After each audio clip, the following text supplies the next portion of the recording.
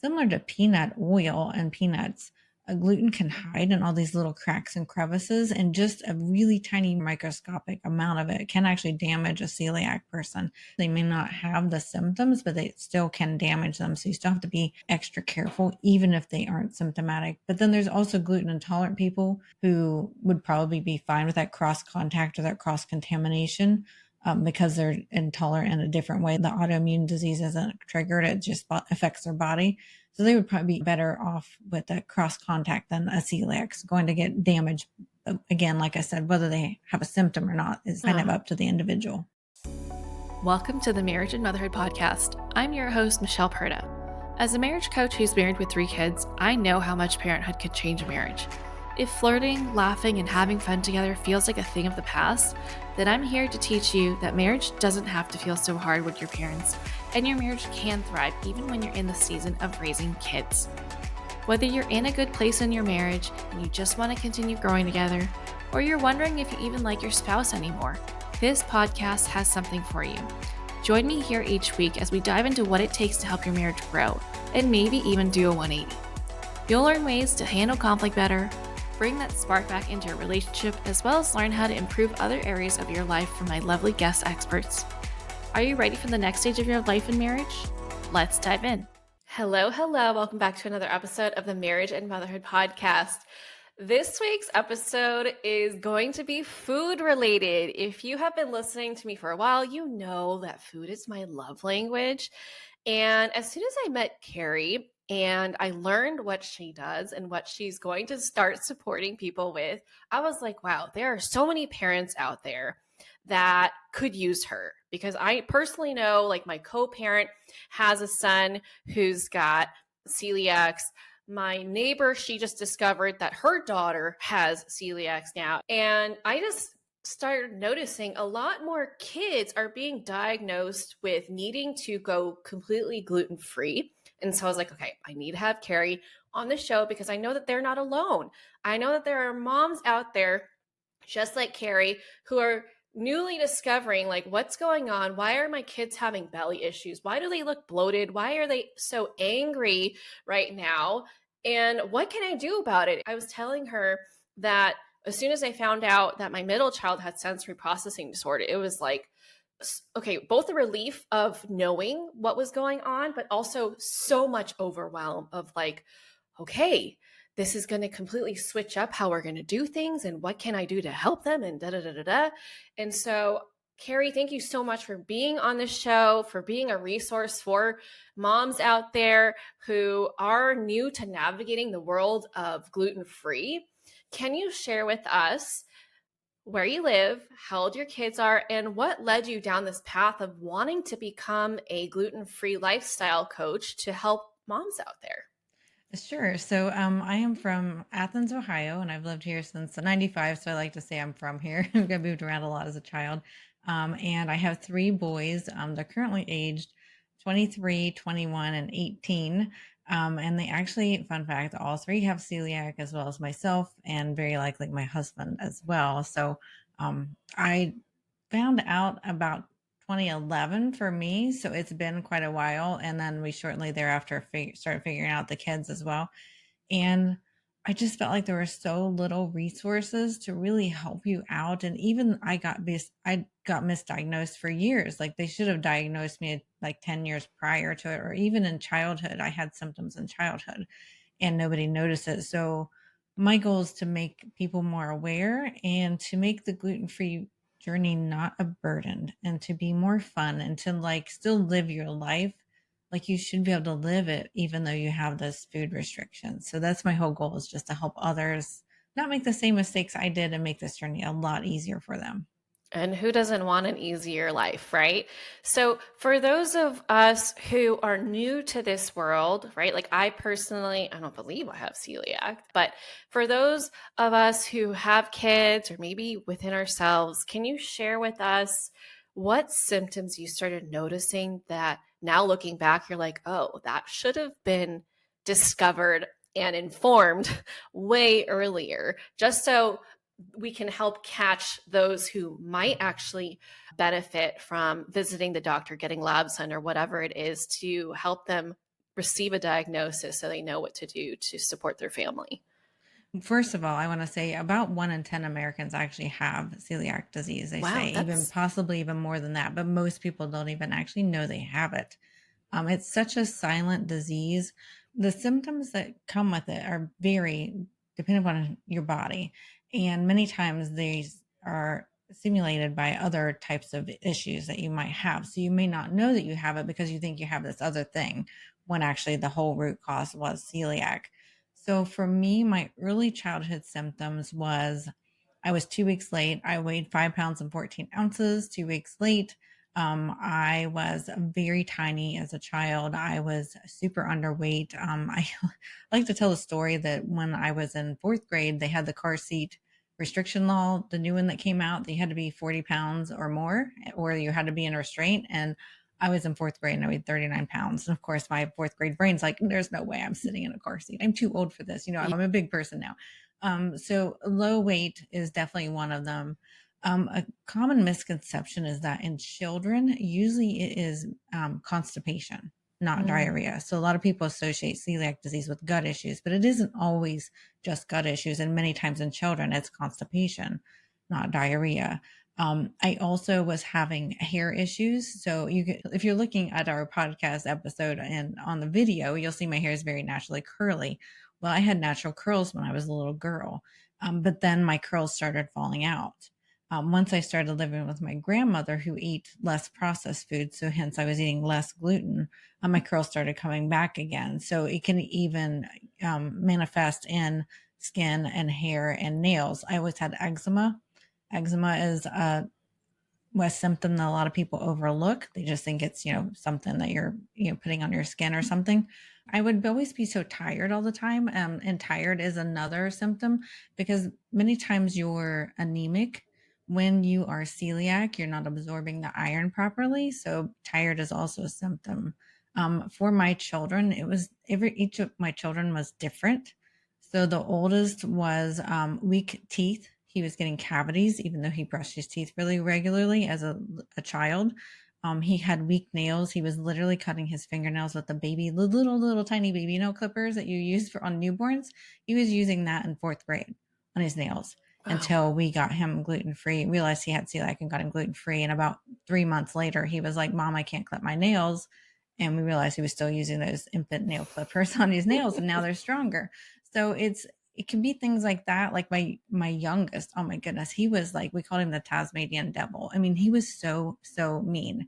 I mean, and we couldn't do anything about it. Like there was no consulting or none of our parenting skills with the other two worked with him. He was just so mean. And when we realized that actually gluten was part of the problem for him, he became the most nicest, empathetic child you've ever met. And before that, you never knew what was going to come out of his mouth. And he would be literally so mean to teachers and to your me as a parent, and his brothers. And so it just really greatly depends. Also, here's a side note, a fun fact. Like when I was pregnant with my third, um, I was having trouble with my hands and my toes being tingly. They would be almost like going numb. So a vitamin B12 deficiency is very common when you're celiac. Well, they did nerve testing, everything was fine. But once I figured out I had celiac after having that third child, all of that started going away. I also had migraines. I had, there's just such a long list of um, issues I had that it's a little surprising what celiac can cause because it causes those malnutrition in you. And I find that dairy, a lot of people who think they're lactose intolerant, they might actually have celiac instead because celiac disease damages your small intestine. So that you Mm. can't produce the lactase to digest the lactose. And therefore, you think you have dairy issues when it actually might be just celiac disease being hidden by the dairy issue too. So those are just a few tips, but there are so many symptoms. It's a bit crazy how many symptoms there are out there. That is so wild. So, what is celiac considered? Like, if you think about it as a disease, like, what does it affect? Like, all parts of you? Is it your brain? Is it your gut? Is it like, how is it infiltrating so many different areas of your body and manifesting as so many different symptoms across the board, like by person? So it's an autoimmune disease. So it's not a Okay. true like allergy, like a wheat allergy or a dairy allergy. It's an autoimmune disease. So it can affect your whole system. It can affect your brain. That's one of the reasons why my youngest was so mean, is it was affecting, the chemicals in his brain. And it can affect obviously your gut, your skin, your nervous system. And it all comes down to the damage it does to your small intestine, and that you're not absorbing the actual food that you eat. Actually, when I started college, I weighed 91 pounds. Like, Whoa. that is so small, Tiny. right?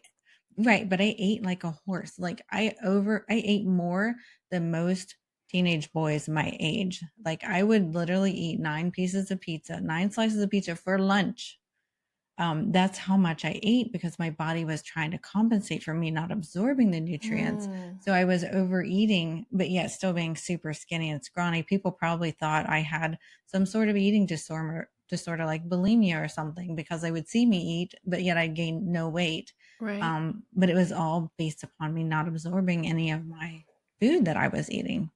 Oh my gosh. So then, how did that come to affect how you approached motherhood, learning that, okay, so now I have it, right? Like, you're like, okay, I probably have had this for a long time, but I'm newly discovering it. Now I'm discovering that my kids have it. How did that change your approach to becoming a mom? Because I mean, I feel like gluten is in a lot of like the fast and easy weeknight dinner recipes that are like go to, like, oh, spaghetti or mac and cheese, things like that. How has that impacted your experience in motherhood and how you, I guess, navigate this like switch in dietary restrictions? I feel like for us, it was honestly a blessing in disguise because, especially, most traditional Americans eat fast food, they eat processed food. Yeah. It forced us to go off that processed food, and we all became much healthier in general. Like, I'm not on any regular medicines, and I'm approaching my 50s actually. And so I feel like that is part of it, is because back then before I figured out I had celiac, I was on allergy medicine, I was on asthma medicine, and they couldn't figure out what I was allergic to. So having to go gluten free and helping my kids go that way, I really had to think outside the box. How can I make this birthday party still special for my child when he can't have gluten? How do I replace that gluten full cake with a gluten free cake, right? And make it taste wonderful, make his friends love it without them even knowing it's gluten free. That way he doesn't feel special or like handicapped or some sort of like that. Right. I didn't want him to feel, that weird Different. kid that, yeah, the weird kid that's got to eat no gluten, right? So Right. I always strive to make sure that I could either buy a product that was gluten free that tasted delicious that you couldn't even tell, or I started learning on my own how to recreate these products, these things that you would buy in the store, like cakes and donuts and things like that, from scratch. And I feel like it showed and helped my kids see, oh, this is what mom is doing for me. And I didn't do it to get that recognition, but I know that as now that they're older, because they're in their two of them are in their 20s, I know they've seen me persevere in figuring these things out. And so it's helped me become an even better role model for them, to one, help educate them to be safe on their own, because that was, first an issue when they were little, because they didn't quite understand how to communicate their needs to their teachers and their friends. But it gave them the skills, and then two, they got to see an example of their mom really persevering and making sure that they're having fun and still having their life, while still being healthy and safe. Yeah, and they're so lucky to have a mom like you who really cares about their experience and not feeling like they need to experience less or have all these restrictions just because of something that wasn't even really their fault. It just is what it is, right? Right. So, can you talk to me about okay, so like with nut allergies, and I know you said this isn't an allergy, but with nut allergies, there's a whole spectrum of how allergic you can be to it, right? So my son is allergic to peanuts, but I still eat peanut butter. I don't even change what I do. I just don't feed it to him. So is there a spectrum to how allergic someone is to gluten? Is there such a thing where it's like they can't even be in the room with something with gluten, like if they smell the air and and there's like particles there, like is there that level of reaction to gluten for some, or is it really just ingesting? There actually can be that reaction to especially celiacs, Yeah. to being that sensitive for it being in the room. And many times it's not that it's going to make you ill.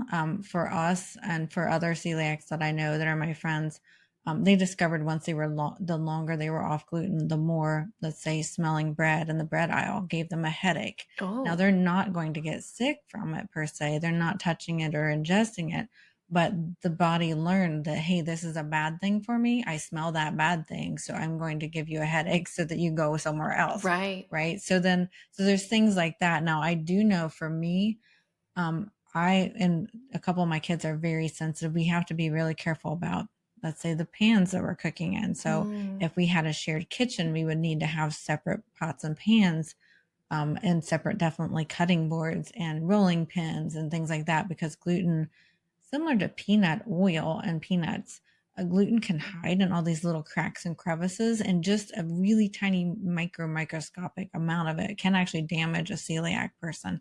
They may not receive symptoms, they may not have the symptoms, but they still can damage them. So you still have to be extra careful, even if they aren't symptomatic. But then there's also gluten intolerant people who would probably be fine with that cross contact or that cross contamination, because they're intolerant in a different way. They're not actually, the autoimmune disease isn't triggered, it just affects their body.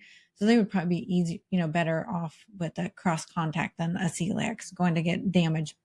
Again, like I said, whether they have a symptom or not is kind yeah. of up to the individual.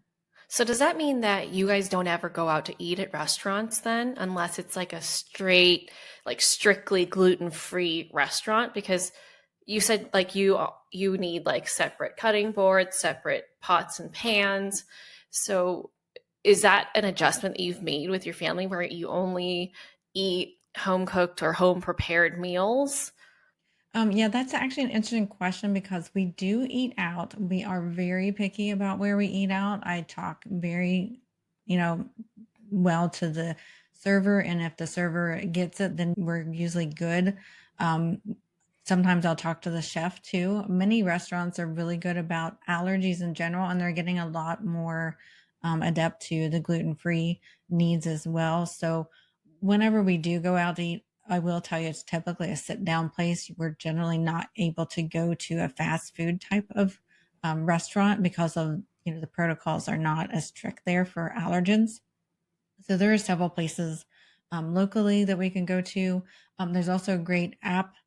Find Me Gluten Free is a great Oh, app on your phone. They even have a paid version of it. I'm an affiliate of it. If you want, we can put it in the link, yeah, and anybody absolutely. can get $5 off their subscription.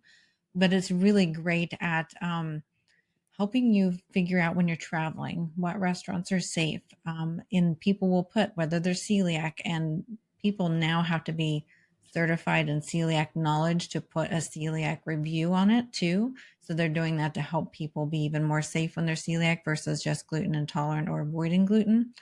But I have had restaurants who are really good at um, doing gluten free, but I will say you got to listen to your body too, because this one restaurant, I was occasionally getting sick there. So I started asking the waitress, I'm like, because I would get like a hamburger and they had gluten free buns. And I'm like, hey, are you toasting these gluten free buns in the same place you toast, on the griddle, the regular buns? And she's like, oh, we are. And then so from then on, they don't toast my buns anymore. So you just have to know what questions to ask. Do you Wow. have a shared fryer? You don't want a shared fryer with gluten things in the fryer, for Yeah. example. So knowing the right questions to ask, those are some of the things I go over on my podcast. It helps you have a more normal life so you can go out to eat when you need to. And there's also gluten digest pills that we will use, that will help you with that cross contact. Definitely not recommend you eat gluten on purpose if you have celiac disease, even with the pills, but they can help when you're at a restaurant where Yeah. you're pretty confident, but you just want that extra just in case measure there too. Yeah. So it's not like those who are lactose intolerant where you can, take that chewable and then you're good to go to have the ice cream or drink the milk without, having to go to the bathroom immediately. It's just for, or it's more so recommended for the cross contamination situations. Right, Very right. interesting. Okay, so let's shift back to like growing up with celiac. Like as a kid, that is challenging because no one wants to feel like they are singled out. Because I remember when my oldest, he's 15 now, he had one kid in his kindergarten class who had a lot of allergies. And I remember someone had a birthday and it was made very clear, okay, do not give this one person any of it. He's going to bring his own treat. And I was like, oh, I never even knew that that was a thing. But that makes sense because obviously you don't want to get them sick, but they want to participate in the celebration. And it sounds like it's a lot of planning required and involvement with the parents. But what about when they go off to parties when they're older? And, it's like, how do you navigate that with letting them enjoy their childhood? Maybe even having to talk to them about like the importance of listening to their body and keeping them healthy, but, keeping them safe and not feeling like they have to make all these adjustments just to have a quote unquote normal childhood. Because I feel like a lot of childhood is junk food. Like that's how I grew up, right? I'm trying to change that for my kids. But when they see all the neighbors and all their classmates come in and bring, this kind of food and that kind of food, it's kind of difficult to be that one family is like, no, you can't have that. Yeah, that was always a challenge for us, and it's such a hard balance because you want them to feel normal per se, Mm-hmm. right? But you also know that they can't have this thing or it makes them extremely ill, and it's bad on their long term health. So for us in like elementary school, we would always talk to the teacher at the beginning of the school year and explain it because especially then, this was like 7, 8-ish years ago or so. It wasn't quite as well known as it is now. And they would always have a special treat, especially an emergency treat that we would let them keep. They could keep in the freezer that was, sealed and wrapped and stuff like that in case there was a birthday that came up and nobody knew about it. But then as far as like going, when they're older, we had to deal with like marching band camp. So they went away from marching band camp. There was like a cafeteria there, and they had food at this cafeteria. Well, that cafeteria was absolutely not safe for any of our kids. So as parents, what I had to do is like we had to pack all their food, their breakfast, their lunch, their dinner in coolers and talk to the band directors. Wow. And the band directors, kept it in the band director's fridge in their cabin. And but what we found was really kind of funny is the cafeteria food was so terrible that their friends were jealous Yeah. that they had food from home. But they have to educate their friends too. So my oldest, he'll go into what we call a gluten coma if he gets too much Mhm. gluten. He will literally sleep for anywhere from 12 to 36 hours. And he will be absolutely unresponsive. You might be able to Whoa. wake him up. Yeah, but he won't remember it. He completely shuts down his body. His body will just completely shut down. Well, this one new freshman rookie ate some Cheez Its in his bed. And somehow my oldest got that into his system and he was out for a whole, day. So part of it is teaching your own child, but some of it is giving them the empowerment to teach their friends, Yep. hey, we can't have gluten around.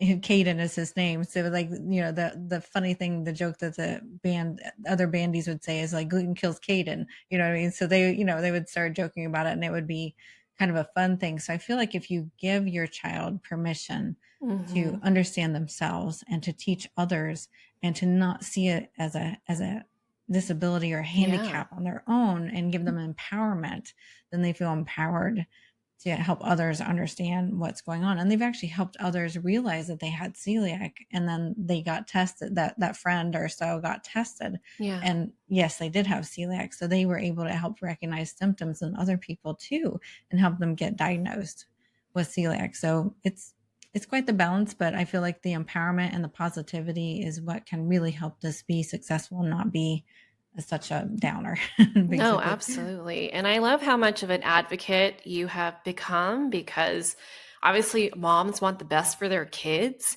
And you've had so much experience with it, with having yourself and all three kids, and maybe even your husband having to navigate this in a world where a lot of people eat gluten. It's like become almost like a fabric of our diet here in America. So tell us more about your podcast. What topics do you cover, and what can people expect to learn from you when they hop on over there and check it out? So the podcast name is the Gluten-Free Engineer, and the reason behind that is I actually have two engineering degrees. So I took my engineering brain when I found out I had celiac and took apart recipes and procedures to make things safe. So that's why I came up with the Gluten-Free Engineer. I thought it was kind of catchy. And so on my podcast, I talk various different things. Like a couple weeks ago, one of my episodes was the grief of Mm. finding out that you're celiac or need to be gluten free and what that means to you as far as freedom of loss of, just going here and there and just eating wherever, you have to now plan ahead. I also talk about cross contact and how to help prevent it, especially in a shared kitchen. I'm very thankful that we converted our kitchen about 9-ish years ago once we realized the third one also was having issues to completely gluten free. But before that, sometimes I even get sick in my own kitchen, and the ones diagnosed at the time we're obviously getting sick too. So I try to empower people. One, substitutes, what to eat, what can you and cannot eat, what to look for, how to make this easy, how to talk to your family. Like one of my episodes is how do you talk to your family when they don't understand? A lot of people don't realize that celiac disease is actually an inherited disease. So Oh, if one person has it, then the immediate family should be tested, which is why myself and my kids have it. And because it comes down, probably we think two of my both my mother and my father. For sure we know it came down my father's line. We're pretty sure it came down my mother's line. And then it's also in my husband's side of the family too. So it's, you've got to one understand that this is a family thing. We need to be helping others in our family because one of the worst long-term side effects is colon cancer. People don't realize that this can cause really serious long-term health problems. And so I try to address all these little aspects of celiac and gluten-free that people may not think about or may not be aware about, to try to help educate them. And I always try to keep it really lighthearted and fun because I feel like, we all have strengths and weaknesses. Just my weakness happens to be gluten, I can't have it. So, I try to help still make it fun because we're all unique, and that's okay that some of us can't have gluten. And a lot of people wonder, this is one of the common questions I get. A lot of people wonder, why gluten? Why now? Well, our wheat today, and one of my episodes talks about this, is not the same plant it was 50, 60, 70 a years lot of ago. our plants are not, Yes. sadly. And this one's the chromosomes, actually. The number of chromosomes in modern wheat is different than the original wheat from back, Ancient wheat, right? Is that what it's yeah, called? the ancient wheat. Yeah, some people Yeah. call it Jesus wheat. Some people call it ancient wheat. Yeah. Yeah. So that wheat had I can't remember the numbers off my top of my head, but it's on the order of like 14 versus 42. Like there's a Mm. large jump. Versus when you cross apples to apples, you cross pollinate those, you still get the same number of chromosomes.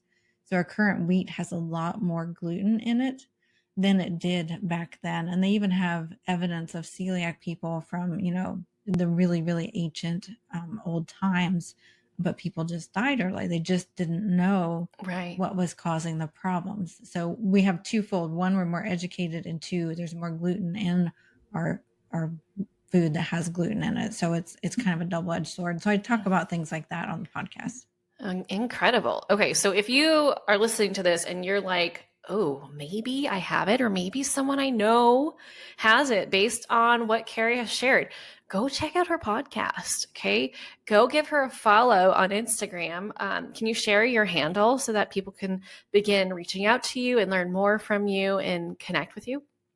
Sure. Yeah. It's just the Gluten-Free Engineer on Instagram. And you can also go to glutenfreeengineer.com. I've got a YouTube channel as well called the Gluten-Free Engineer where I show demonstrations on recipes too. I have the best ever chocolate cake that nobody Oh. knows it's actually gluten-free. I've had people request it who eat gluten. They love it so much. So Okay, I need to go check that out. I have a wonderful video on it. It's from scratch. Don't be afraid. You can do it. It's actually not that hard. Just follow the directions and it's pretty Okay. fun and I need easy. to check that out because my co-parent's son is gluten-free. And there was one time where we had like 6 bananas that were overly ripe and they were coming over. I was like, okay, cool. I'll make one with regular flour and I'll make one that's gluten-free and he can have that whole loaf if he wants. And he ended up loving it. I was like, okay, like that's amazing. All I did was substitute the flour for gluten-free flour and he enjoyed it. And so I'm sure his mom would love that chocolate cake recipe because I'm sure he would just be so like over the moon to know that there is a delicious chocolate cake out there that is special for him. Well, thank you so much for being a part of the show and educating us and being such a great resource for the celiac community. If you have loved what Carrie has shared, please go connect with her. Go check out her podcast, check out her YouTube video, go check out that chocolate cake recipe. I know I will. And if you are wanting support, go reach out to her on Instagram and see what she can do for you to help you navigate the world of celiac and gluten-free. And if you know someone that could benefit from listening to this episode, like someone that you know is celiac or suspect, please send them this episode so that they can get the help that they need. And if you love this show, I would so appreciate it and love you if you leave a rating and review on Apple Podcasts, Spotify, or wherever you listen. And that's it for today. Thank you so much, Carrie, and I'll see you back here on the next episode. Bye. That's it for this episode. I hope you enjoyed it as much as I enjoyed making it. If you did, please send me a message over on Instagram at Michelle Perta Coaching to let me know what you loved most about it. Hearing from my listeners is my absolute favorite. And if you've been loving this podcast, please leave a rating and review. This will help people like you find the show and get the help they need.